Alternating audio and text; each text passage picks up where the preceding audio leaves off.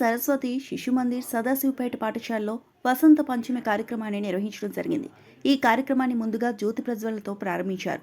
తర్వాత సరస్వతీమాత అభిషేకం మరియు యజ్ఞం వెన్ను ప్రమోద్ దంపతులు మరియు సరాబ్ శ్రీనివాస్ దంపతులచే నిర్వహించడం జరిగింది. ఈ అక్షరాభ్యాస కార్యక్రమంలో 150 మంది చిన్నారులు అక్షర శ్రీకారం చేయించుకున్నారు.